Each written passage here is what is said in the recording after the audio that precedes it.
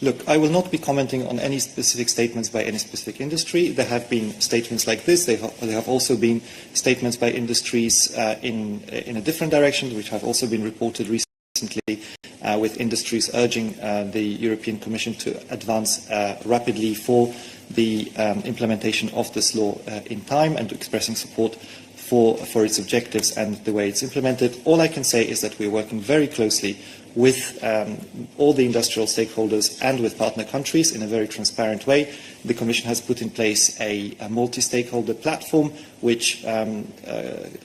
under which a whole variety of stakeholders is cooperating on the implementation of this law. The 28th meeting of this multi-stakeholder platform took place in June, so exactly on the 20th of June, so last month.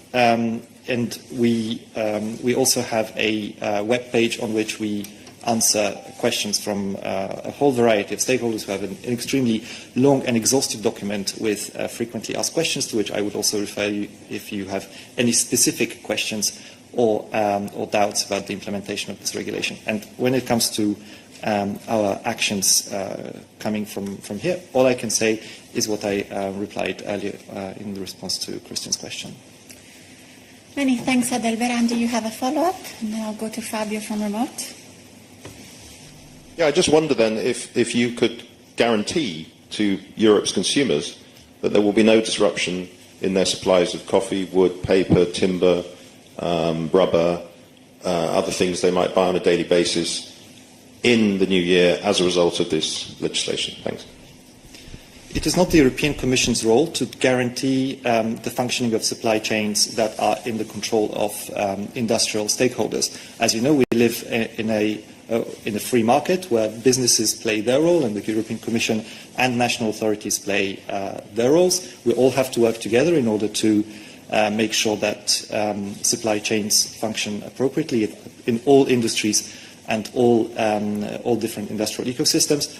All I can say is, first of all, that we have conducted an impact assessment before making a proposal on this regulation, which I would also invite you to consult, which addressed any potential risks to supply chains and which has come to the conclusion that such risks are not extremely substantial. And on the other hand, this law has been adopted by the European Parliament and the Council, and the role of the Commission, as well as all the other operators in the market right now, is to work together to implement it. Thanks, Adalbert. I think Fabio from remote has a question on the same matter.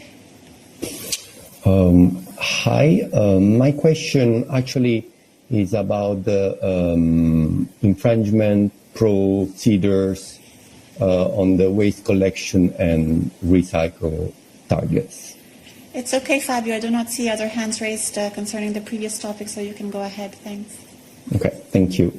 So I just saw that the Commission launched infringement procedures to all member states regarding waste collection and the recycle targets. I didn't find any specific information on Italy, so if you can tell me which targets Italy didn't meet. And also I was wondering if these will bring any political consideration regarding the feasibility of these targets. Thank you. So, Fabio,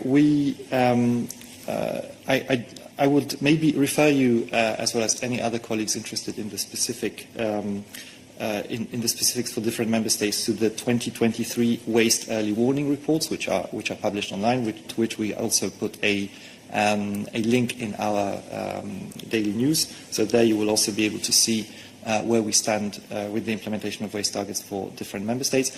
I'm not completely sure I understood your second question. What I can say in any event is that it is very important for member states to comply with the currently applicable targets under the Waste Framework Directive, the targets under the Circular Economy Action Plan, which underpin the legislation that has either recently been adopted or that is under discussion. So we need to act in parallel on the implementation of the current obligation, obligations in order to be able to implement the future obligations that we have recently agreed on. Thanks, Adalbert. Other questions relating to the specific infringement or to other matters within Adalbert's portfolio? No, not the case. Okay, thanks a lot, Adalbert. Other questions for us today? I think there were two in the press room. I'll go, yes, first, fourth row, yes, and then we'll move backwards. I'm going from the front to the back today.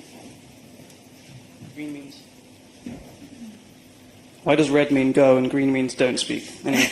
Mysteries of this press room. Go ahead. Eddie Wax from Politico. Just a question for Balázs, I think, on the Commission during the summer. Who is going to be in charge of the Commission? Which commissioners will be on deck through the coming weeks? Because normally they designate a couple of commissioners or one to kind of handle the intense summer months. So who's that going to be? Thanks. Indeed, thanks, Eddie. Of course, the Commission continues to work also during summer. We always have our arrangements to make sure that works can continue in all services and at all levels. It happens here in SPP, and of course it happens also at the level of the college. I don't think Balázs has the names of the commissioners that will be on duty over the summer to give you right now, but we are happy to look into it and get back to you bilaterally later. Other questions for us today? Please go ahead.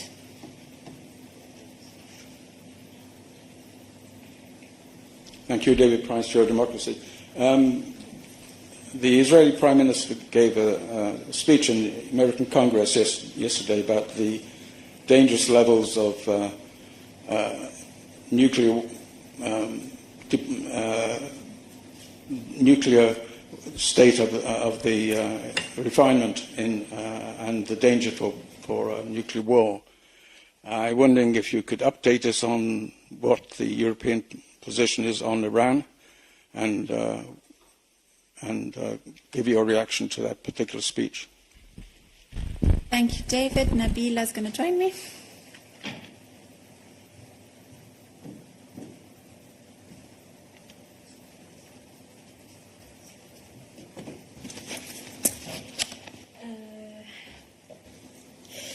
Thanks a lot for your question. David, I don't understand. You would like me to react only on the speech or on Iran, or can you repeat your question if you don't mind? I'd like an update on the European position on the Iranian nuclear threat. If you have a comment on what's being said across the Atlantic, I would also like that. But the main thing is, can you give me an update on what the European position is on this very dangerous situation which is arising? Okay, if I find my line. I'm very happy to do that. No, thank you a lot for your question. No, on the speech itself, I'm afraid I don't have much to comment on. As you know, we don't comment on speeches or on politicians' comments in general. We have a very clear position in general on the situation in the Middle East. But what I can say on the JCPOA, if this is what you're referring to, every effort, according to the EU, is to be made to prevent Iran from having the nuclear weapon. The full and effective implementation of a restored JCPOA remains the best option for achieving this result and thus preserving international non-proliferation norms. Thank you, Nabila. David, you have a follow-up? David, sorry. The JCPOA has been around for quite some time, and one thing that could be said about it is, in relation to the result, is it's been a failure. So I'm asking, is there going to be is there an alternative policy in the making? And if not, why not? Look, I mean, as far as we are concerned at this point, there is no change of policy when it comes to the JCPOA. We continue every single effort in it. For us, it is our position remains the 27 policy towards Iran remains the same, and this is what I can say at this point. Thanks, Nabila. Weihua, and then I come back to Mose. Weihua from remote. Yes, I just want to follow up because the speech that the U.S. Congress yesterday was and controversial. You know, I mean, some congressmen boycotted, some, protested. There were so many applauses. So, what's the European Commission's view on such, a speech? I mean, obviously, I don't see EU leaders from, President von der Leyen or Joseph Borrell commented on it. I mean, do you think it's appropriate for the speech to be there? Weihua, I think Nabila just said it. We're not going to comment on the speech, and we have no comment in relation to your question then. Mose, you have a question?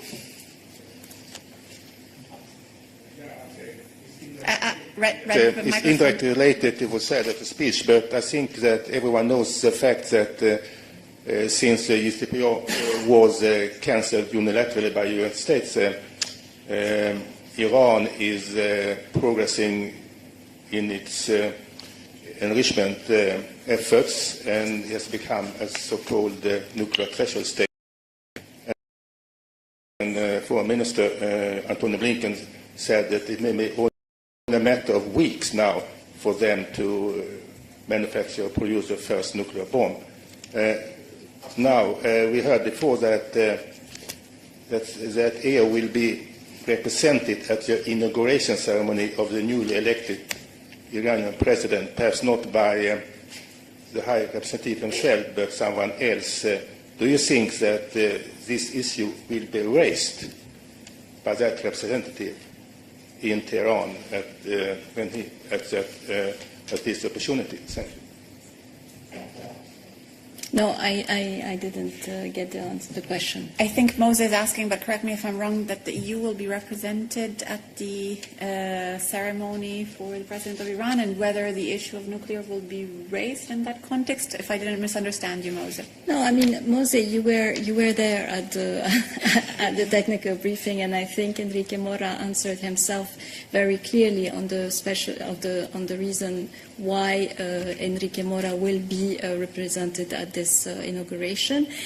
We have always believed that critical engagement is important, and so this is the reason why we continue our discussions with Iran. We discuss on everything when it comes to that. And when it comes to the nuclear situation, I mean, that's precisely the reason why we make every single effort today to prevent Iran to have nuclear weapons, and this is precisely why we consider that the full and effective implementation of a restored JCPOA remains the best option for achieving this result and thus preserving international non-proliferation norms. Thank you, Nabila. Other questions relating to foreign affairs, since Nabila is here with me? Yes, go ahead. Jack, I think. Jack Parrott, DW. Just on the Bangladesh stuff, I saw your statement a few days ago. I wonder if you can tell us if there's any update, if there's any engagement. The protests are well, they've been a bit on and off, but increasingly violent. Is the EU engaging in any way directly in the situation? No, I mean, on the Bangladesh, I'm afraid that on the Bangladesh, for the moment, what we're doing is we're closely following. As you see, you saw the statement, so there is no reason for me to repeat it. We follow the situation. We maintain regular contacts with the senior government officials and relevant stakeholders through our delegation in Dhaka. Thanks, Nabila. Other questions on foreign affairs? Weihua, from remote again. Hi, yes. A question on Ukraine related. I mean, Ukraine Foreign Minister Dmytro Kuleba is in China, and I think if you pay attention to his remarks, he said quite positively about bilateral relations between China and Ukraine, sharp contrast to the rhetoric by some EU politician or US politician especially. So, and he expressed interest for a negotiated settlement. So any comment on his visit to China? Look, it is not for me to comment on the relations between China and Ukraine at this point in time, or this visit. What I can say, though, is that we have very clear positions on Ukraine. We have stated them throughout, and what we have said throughout to our colleagues in China is that as a UN member and UN Security Council member, China should use its influence on Russia to stop the war on Ukraine. Thank you, Nabila. Andy, you have a question on this? Yeah, just to follow up on that, is the EU supporting the Ukraine idea of a peace plan, or the Chinese version of a peace plan, please? Come on, we have a very clear position on, for us, the peace plan is Zelensky's peace plan. To be part of this has been very clear. The HRVP just stated it at the FAC, last FAC. This was discussed among the ministers, the 27 ministers at the last FAC on Monday, where our position on the peace plan has never changed. It has always been the one where Ukraine has to be part of these negotiations, and the Zelensky peace plan remains the position of the EU. Mose, you have another question. Very briefly, I think that the High Representative said that there are plans to try to organize a second international conference on peace in Ukraine, following the one which took place in Switzerland. And obviously there are attempts now to reach out, in fact, to China. I think they were invited last time, but didn't come to the conference. So is that something which EU would work for to ensure that they will attend next conference? Thank you. I'm not aware of where the organization of the conference is at this point, so I might be coming back to you. What I can say is that the HRVP has always been in touch with his Chinese counterpart, and this is something that he will always keep in regular contacts with his Chinese counterpart at this point. Thanks, Nabila. Other questions on foreign affairs? Not the case. Thank you very much. Other questions for us today? Go ahead.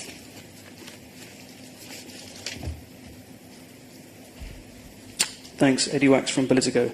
Today we reported that an MEP had been targeted by spyware, presumably from used by a government. There's a document, there's a communication that's yet to be published by the Commission regarding the use of spyware by governments. When can we expect that to be published?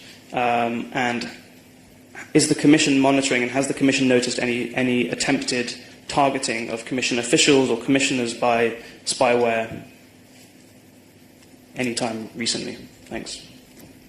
Thank you, Eddie. Christian is connected from remote. Christian, over to you. Yes, exactly. Thank you, Ariana. Thank you, Eddie, for the question. I mean, first of all, let me say, we will not obviously comment on individual possible cases that you have reported, but I can say in general terms that the Commission's position is very clear. Any attempt to illegally access data of citizens, including journalists or politicians, if confirmed, is of course completely unacceptable. We have made this very clear several times.